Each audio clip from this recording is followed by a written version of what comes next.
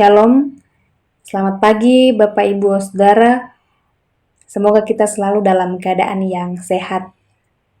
Seperti biasa, dari Bukit Sion Makale, kami akan menyampaikan renungan harian Jumat 22 April 2022. Firman Tuhan dari Kisah Para Rasul 5 ayat 17 sampai 25. Namun sebelum membacanya, mari kita berdoa. Syukur bagimu ya Bapa di sorga, Sang Pemilik kehidupan ini, untuk segala rahmat-Mu yang besar dan kasih Tuhan yang senantiasa kami nikmati dalam kehidupan kami. Terima kasih untuk hari yang baru ini, Tuhan perkenankan bagi kami sekalian untuk kami nikmati. Semalam lamanya Tuhan memberikan kami kenyamanan dalam peristirahatan kami, sehingga boleh dibangunkan di hari yang baru ini. Ya Bapa, melandasi kegiatan kami hari ini, kami rindu untuk disapa oleh kebenaran firman-Mu. Kiranya kami diberikan pemikiran yang baik, sehingga firman Tuhan ini dapat kami mengerti dan kami maknai untuk terus menjadi kemampuan menjalani kehidupan yang Tuhan anugerahkan bagi kami. Bersabdalah kepada kami Tuhan, kami siap mendengar. Di dalam nama Yesus Kristus, kami datang kepada Bapa di sorga. Amin. Kisah Para Rasul 5 ayat 17 sampai 25, firman Tuhan. Akhirnya mulailah imam besar dan pengikut-pengikutnya, yaitu orang-orang dari mazhab Saduki, bertindak sebab mereka sangat iri hati. Mereka menangkap rasul-rasul itu, lalu memasukkan mereka ke dalam penjara kota. Tetapi waktu malam, seorang malaikat Tuhan membuka pintu-pintu penjara itu dan membawa mereka keluar. Katanya, "Pergilah, berdirilah di bait Allah dan beritakanlah seluruh firman hidup itu kepada orang banyak." Mereka mentaati pesan itu, dan menjelang pagi masuklah mereka ke dalam bait Allah, lalu mulai mengajar di situ. Sementara itu, imam besar dan pengikut-pengikutnya menyuruh mahkamah agama berkumpul, yaitu seluruh majelis tua-tua bangsa Israel, dan mereka menyuruh mengambil rasul-rasul itu dari penjara. Tetapi ketika pejabat-pejabat datang ke penjara, mereka tidak menemukan rasul-rasul itu di situ. Lalu mereka kembali dan memberitahukan, katanya, "Kami mendapati penjara terkunci dengan sangat rapinya, dan semua pengawal ada di tempatnya di muka pintu, tetapi setelah kami membukanya, tidak seorang pun yang kami temukan di dalamnya." Ketika kepala pengawal bait Allah dan imam-imam kepala mendengar laporan itu, mereka cemas dan bertanya, apa yang telah terjadi dengan rasul-rasul itu? Tetapi datanglah seorang mendapatkan mereka dengan kabar, "Lihat, orang-orang yang telah kamu masukkan ke dalam penjara ada di dalam bait Allah, dan mereka mengajar orang banyak." Amin. Renungan kita saat ini diberi satu tema, Tuhan yang melepaskan. Tuhan yang melepaskan. Bapak Ibu Saudara-saudara, kira-kira bagaimana sikap kita saat gereja menghadapi penganiayaan? Apakah penganiayaan tersebut membuat kita diam dan menyerah? Atau sebaliknya, maju terus memberitakan Injil, karena itulah panggilan Tuhan pada gereja. Memberitakan Injil memang beresiko. Sama halnya yang dialami oleh para rasul yang ditangkap dan dimasukkan ke dalam penjara karena imam besar dan orang mazhab Saduki iri hati, seperti yang disebutkan dalam ayat 17. Mereka berharap bahwa dengan memasukkan para rasul ke dalam penjara, maka para rasul akan putus asa, menyerah, dan berhenti memberitakan firman Tuhan. Tetapi tidaklah demikian.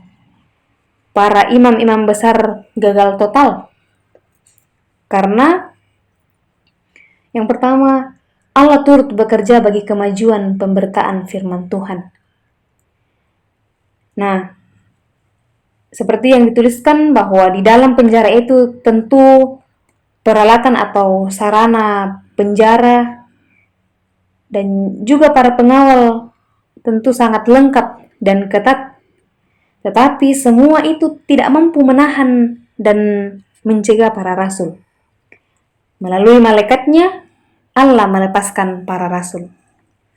Kemudian, mengapa disebut para imam gagal total? Yang kedua, bahwa para rasul tetap memberitakan Injil dan mengajar orang banyak dengan penuh keberanian, penuh ketaatan, dan kesetiaan kepada Allah seperti yang dikatakan dalam ayat 20 dan juga ayat 25.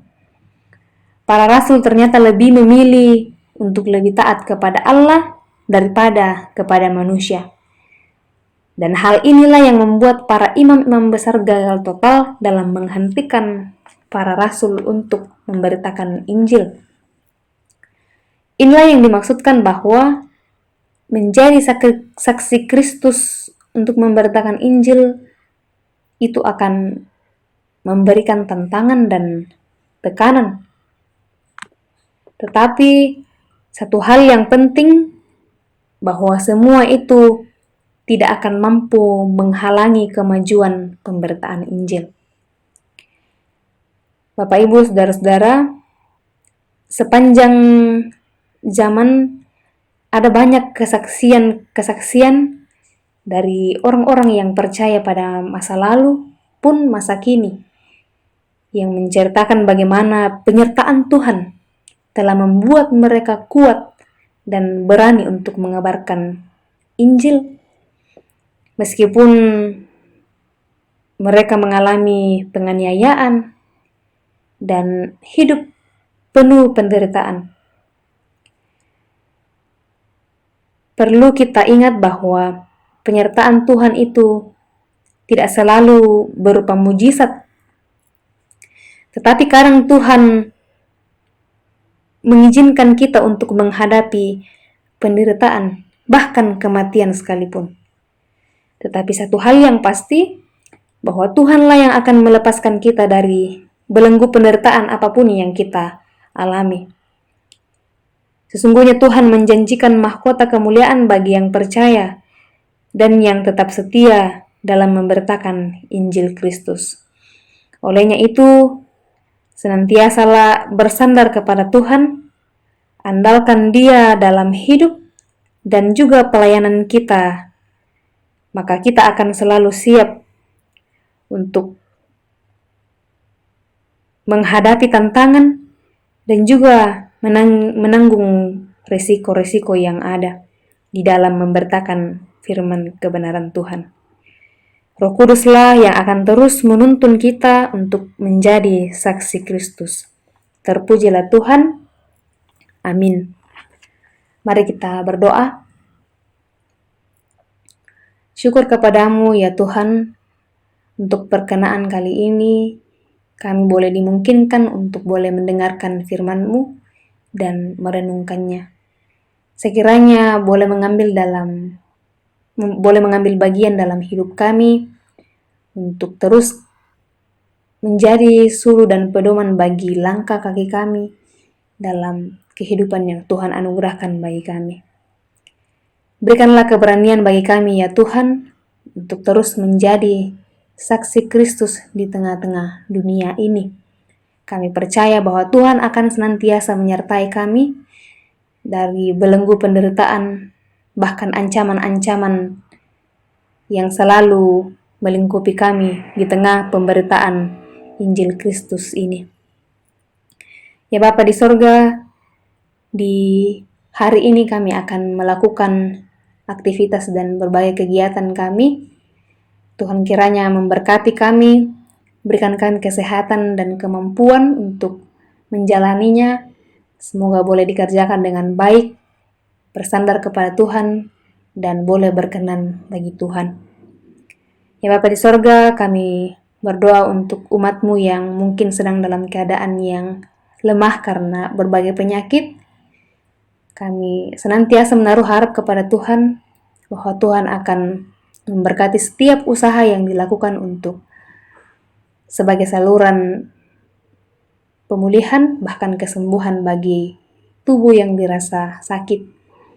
Berkati setiap obat-obatan, makanan, minuman, serta perhatian dari keluarga yang boleh diterima. Semoga boleh menjadi kesembuhan bagi dirinya dan boleh melaksanakan kegiatan seperti sedia kala. Ya Bapa, kami juga berdoa untuk umat-Mu yang mungkin sedang dalam pergumulan.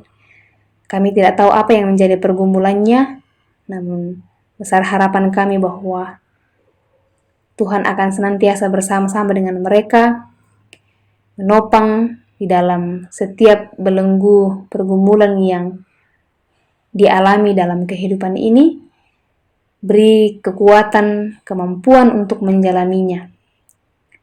Ya Bapa di sorga, kami juga berdoa untuk umat-Mu yang mungkin sedang berada dalam duka.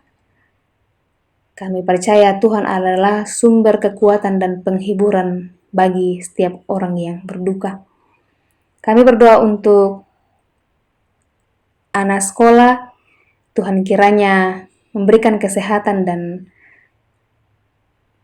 ketekunan bagi mereka untuk menjalani kewajiban mereka sebagai pelajar. Semoga boleh diusahakan dengan baik, dengan belajar yang tekun, agar boleh mendapatkan hasil dari jerih payah mereka. Ya Bapa di sorga, berkati kami hari ini, sekiranya kami boleh melangsungkan kegiatan kami dengan baik dan berkenan bagi Tuhan saja. Ini kami Tuhan, yang datang kepadamu dengan penuh kerendahan hati. Kami bersyukur di dalam nama Yesus Kristus, itulah Tuhan dan Juru Selamat kami yang hidup. Amin. Demikianlah renungan kita hari ini. Kiranya Tuhan senantiasa menolong kita dalam menjalani hari ini dengan baik dan berkenan bagi Tuhan. Tuhan memberkati, salam sehat.